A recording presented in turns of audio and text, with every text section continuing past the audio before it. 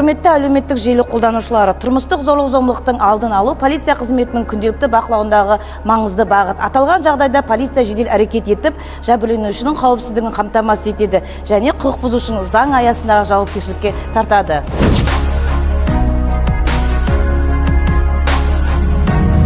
Егер де сіз тұрмыстық зорлық-зомбылықтың құрбаны болсаңыз, 102 жүйесіне хабарласыңыз. Сіздің хабарламаңыз міндетті түрде тіркеледі.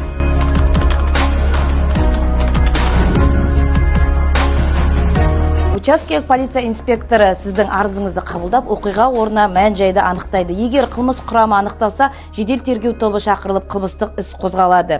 Егер әкімшілік құқық бұзушылық фактісі тіркелсе, құқық бұзушылыққа қорғау нұсқамасы шығарылып, және әкімшілік құқық бұзушылық туралы кодексінің 73 бабы бойынша әкімшілік жауапкершілікке тартылады.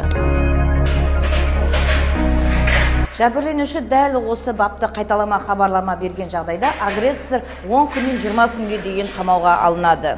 Құқық бұзушы профилактикалық есепке қойылып, онымен тұрақты түрде профилактикалық жұмыстар жүргізіледі. Қайталама зорлық-зомбылықтың алдын алу шаралары қабылданады.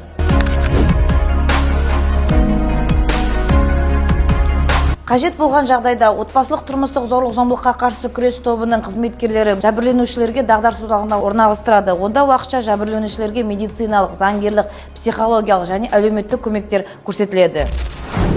Бұдан бөлек құқық бұзушылық орын алған отбасы профилактикалық есепке алынып, полиция қызметкерінің бақылауында болады. Түсіндіру жұмыстары жүргізіліп, қайталанудың алдын алу шаралары қабылданады. Ең бастысы зорлық-зомбылыққа төзбеу және дер кезінде көмекке жүгіну сіздің қауіпсіздігіңіздің басты назарында.